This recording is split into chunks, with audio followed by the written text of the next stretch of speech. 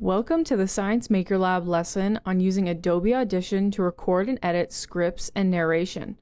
I'm Matea, and today we'll also be hearing from my colleagues Julia and Nick during this lesson. Audition is a full-function audio editor capable of creating professional-grade music mixes, but we'll be limiting our lesson to the context of creating spoken word audio files. To keep the length reasonable, we've broken the lesson up into 3 parts. Part 1. We'll be starting a new file in Audition, a tour of the commonly used tools, and importing and/or recording audio, signal-to-noise ratio, and mic setup. Part 2 will include trimming, editing, changing sequence and timing of phrases, using multi-track techniques to fix part of a segment without having to re-record it, and Part 3 will include noise reduction, volume variance correction, equalization, and mixing and export. Before beginning this first video, we strongly recommend that you watch Inside the Black Box videos, spend 3 minutes to sound as good as you teach, and audio recording hacks. These videos show how to set up a microphone to get a good input to work with in Audition. The old adage of GIGO, garbage in, garbage out, still applies. As capable as modern software is, the best way to get a good sounding video is to still start with good quality recording. Thinking that the software can fix any recording, no matter the quality, is an unrealistic expectation that will result in a lot more time spent in editing to get a final product of a lot lower quality. It's also very difficult to reproduce a sound quality in different recording sessions when we are careless and inconsistent about our recording setup. So overdubbing to fix errors becomes very difficult. Let's get started on part 1. The first thing that we're going to do is we need to open up the Audition software from our desktop. Audition will open up to a screen with several black windows. For now, the large window on the right side has nothing in it. We can change this by dragging an audio file into that space, but we actually want to go a different way. For our purposes, we will need to open a multi-track session. A multi-track session will allow us to record several different audio files and then play them back all at the same time. While this technique is used a lot in music to create choir sounds with only 2 or 3 singers, it's also useful to us as it allows us to fix, patch, and edit recordings without having to re-record the entire take. For example, when recording a song, we can record multiple versions of an instrument solo on different tracks, and then pick only the one that we like the most to go into the final product. If we do it carefully, the result will be seamless. To open a new multi-track session, we can select File, New, Multi-track Session, or we can simply double-click on multi-track icon above and to the left of our large window and we'll get the result. We get a pop-up window that allows us to save the file. We name the file and then select Browse to direct the file into a particular directory. Like in Premiere Pro, it's a good practice to put all the parts you're going to make your assembly from into the same folder. A multi-track session opens in our large window.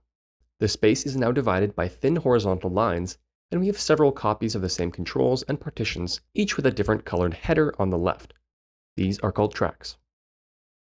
Tracks are separately recordable and editable audio recordings that can be played back separately or additively. When played additively, they are called a mix. We will get 6 recording tracks and a mix track by default, but we can add or subtract tracks as needed later on. To start with, all of the tracks will be empty. This is a good time to do a little bit of the tour of the tools we're going to use. We only scratched the surface of the capabilities of Audition, so this won't take too long. You will have already figured out this large window is where the audio tracks go. They will appear as amplitude versus time graphs, and they get displayed in this timeline window. What we're looking at is, essentially, a graph of the alternating current voltage being generated by the microphone when sound causes its mechanism to vibrate. Along the top, we've got a timeline. This tells us the amount of time that a particular section of recording takes and how long it is from the beginning of the recording. Right now, the timeline is set to express the time in seconds, but it can also be set to the beats or other types of time measure. To switch between them, we click on View, Time Display, and then we can select options from a list. If we switch it to bars and beats, we can see that the units on the timeline change and read values like 2.3, 2.4. This is very useful for music, but it's not very useful for recording the spoken word, so we'll switch it back over to decimal time. Our timescale reverts to minutes and seconds. we'll drag in an audio file from Windows Explorer into an empty track. Depending on the file type, Audition may ask for permission to do a conversion before the file is inserted. We can see right away that once this file populates a track, the box in the upper left corner of our screen gets a new line of information in it. This box lists all of the components that make up our multi-track session. Any new audio file or recording additions will also show up in this box.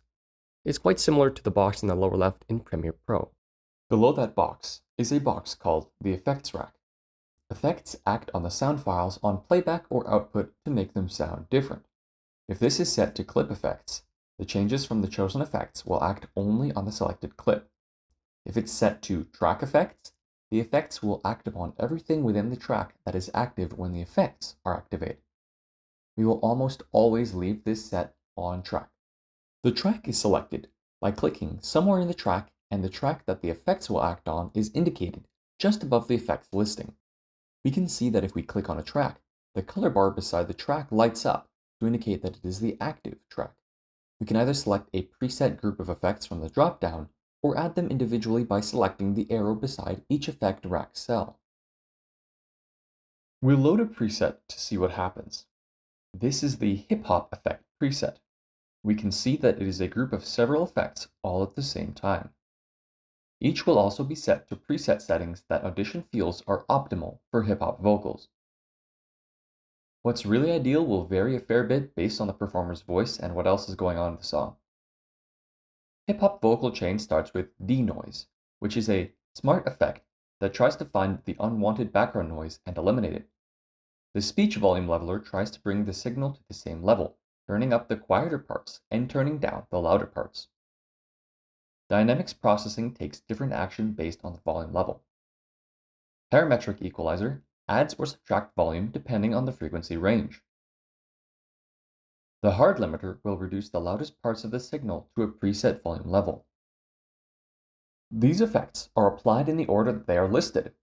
Since the order matters, we will almost always start with any noise reduction effects we want to use. We'll right-click one of these effects and select Delete to clear all of them, and then we'll add a single effect. Reverb. We'll cover how to adjust them a bit later on in the video. Note that we can display the effects rack for each channel in all of the little control panels at the left of each track by activating the FX button up at the top of the column of panels. But it gets pretty crowded if we've got more than 1 or 2 tracks going. Okay, so back over to our timeline window. We have 1, 2, 3, 4, 5, 6 tracks, and then the bottom one is called Mix. We can't record on the Mix track. It's just used to adjust the volume and add effects to the sum of the other tracks when we're playing back all the tracks to hear the sum of their outputs, or saving our work back to a single stereo sound file. Each track can be renamed by clicking on the track name.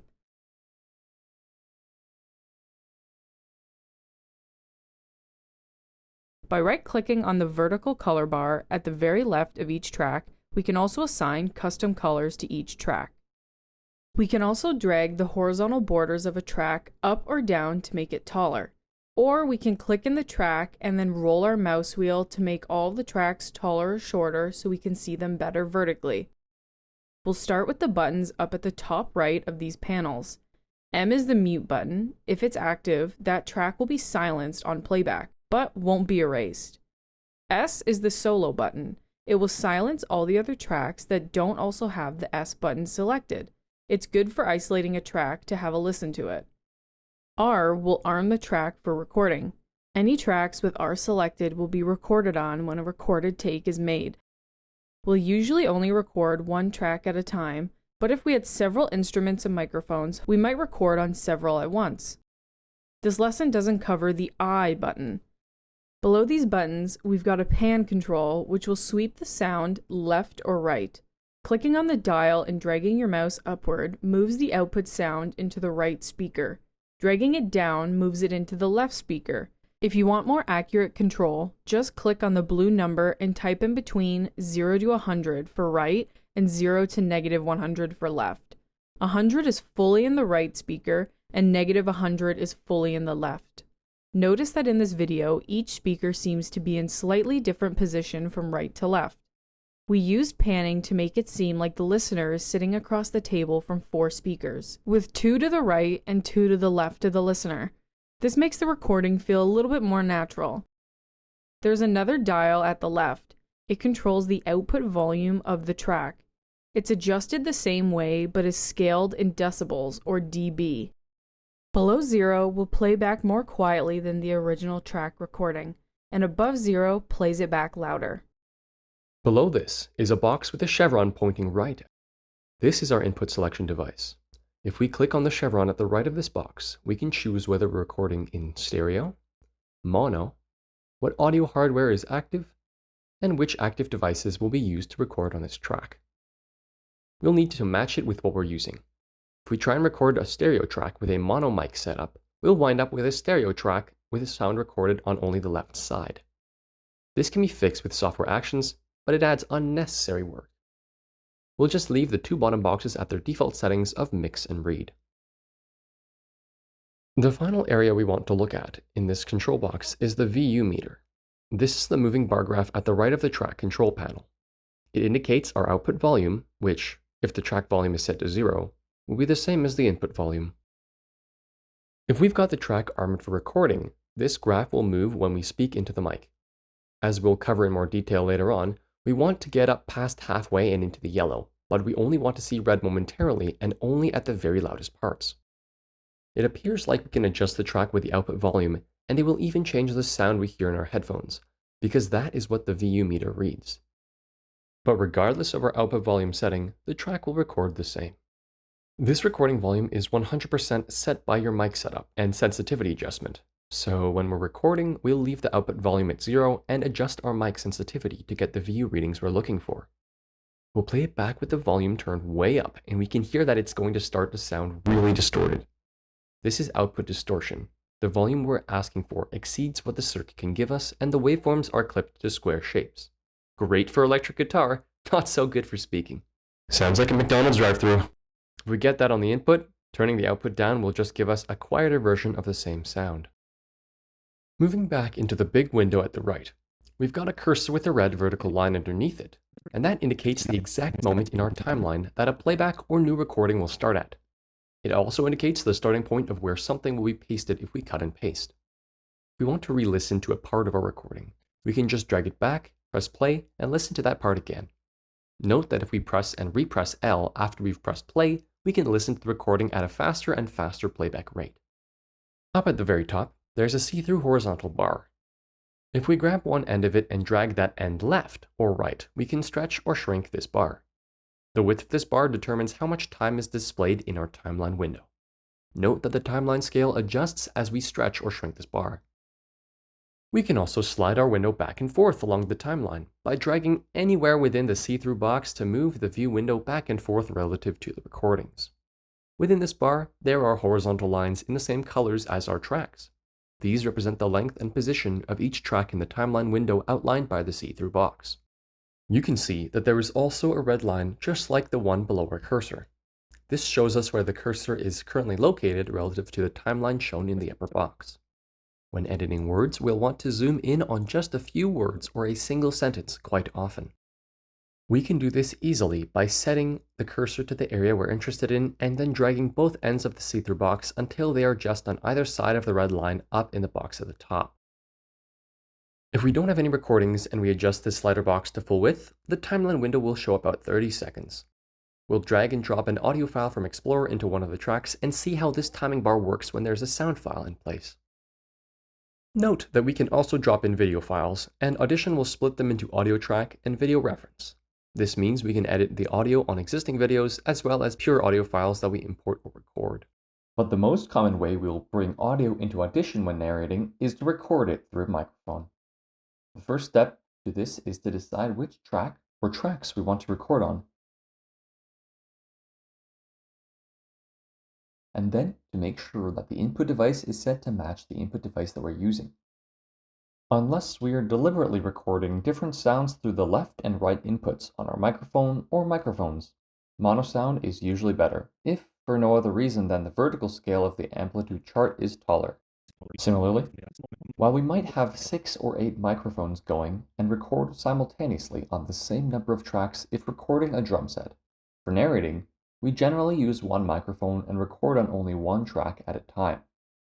With that set up, we'll now select R on our chosen track and the track becomes active. We can see our VU, volume units, meter will now bounce up and down when we speak into the mic. It starts off here in a pretty good setting. The vertical bar rises up through the green and gets into the yellow on the louder words and only gets up into the red if we yell. Since we won't be yelling in our narrating, this is fine. To actually record, we first set our cursor to the point on the timeline where we want to start recording, and then we select the red record dot down in our play controls at the bottom. Going from left to right, these controls are stop, play, pause, return to previous beginning or end of a segment, rewind, fast forward, advance to the beginning or end of a segment, record, loop playback, skip selection. As soon as we press record, the cursor will start moving left to right and the track will start to fill in with whatever our microphone picks up. The background will be red whenever a track is actively recording. At first, we're getting a nice signal that is about half to 2/3 of the total height of the track. So long as our background noise is low, this is a good input volume range. But if we turn up the mic sensitivity, we lose our spiky waveform and get into the red on our VU meter and get a more squared off waveform that fills about 90% of the track height.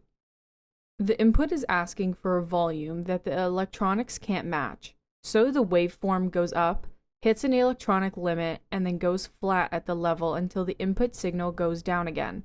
This is called clipping, and it's created that classic yelling through a megaphone sound. You can see that this actually changes the shape of the waves into squared off shapes and records them like that. There's no way to fix this with effects afterwards, so if we clip during our recording, we're stuck with it. As such, the upper limit for recording volume is where we start to hit the red in the VU meter. We can also turn the mic sensitivity down and we'll get a much smaller waveform on the track. This won't cause irreparable damage to our waveform shape like clipping, and we can simply turn up the output boost to bring the volume back into an acceptable range. The risk is that we'll also boost any unwanted noise by the same amount. If we don't bring the volume back up on output, the end user may not be able to turn their volume enough to hear all the words and phrases clearly. We'll adjust the mic sensitivity back into the optimum range. Once we've found a setup that works and tested it with a couple of test clips, we'll use the same settings, mic position, and speaking volume for the rest of our recording session. We'll also try to replicate the setup for future recording sessions. Taking notes of what worked in terms of mic sensitivity and position helps in this regard. The more consistently you record, the easier it will be to patch in a repair or an edit after the fact without creating a jarring change in sound. To stop recording, we can press pause or stop. If we press pause, the only action we can do is restart. We can't make any adjustments to any settings, add or delete any effects, or do any edits. To do that, we need to press stop. When we press stop, the background of our track returns to matching the track color we set earlier. Now that we've got a track recorded, we'll have a quick look at it to see if we've got a good setup. And we'll play it back to see if the sound needs adjustment. Pause. It's far better to take a few minutes now to optimize things than it is to spend an hour recording only to find out that our settings weren't very good. If we are within the optimal volume range, the next thing we want to check for is signal-to-noise ratio. This is how much unwanted background noise there is compared to how loud the voice is. On the graph, noise will show up as spikes and wiggles during the times where the speaker isn't speaking. These can be from background noises, breathing in, pouring yourself some Smarties, or anything else the mic picks up that isn't words. Fans are especially problematic, as mics pick them up very well and they tend to mask consonants, making the listener have to work harder to figure out what the speaker is saying. We can easily see a comparison of signal-to-noise ratios in these three track diagrams. In all three, the speaker is talking to the left of the red cursor line and is not talking to the right of it. The first one has a poor signal-to-noise ratio, the second one has a good signal-to-noise ratio, and the third has an excellent signal-to-noise ratio. As we'll show in parts 2 and 3 of this lesson, some unwanted noise can be removed after recording, but how well this works depends entirely on the signal-to-noise ratio. If the ratio is low, fixing it after the fact will take a very long time, and the result is a very poor sounding recording that's difficult to understand and may even be missing words or phrases. Obviously, the quieter a place we record in, the better. If our roommate is playing bass in the background while we're recording, all electronic wizardry in the world isn't going to be able to remove the sound while also removing major portions of a voice. The other critical factor is to get the mic 5 to 10 centimeters from the mouth and set the sensitivity to just enough to get into the yellow range of the VU meter, just like we did a minute ago. Overly sensitive mics are the most common cause of terrible sounding narrations. The first step in this process is to type in sound settings into the Windows search bar at the lower left of our Windows screen.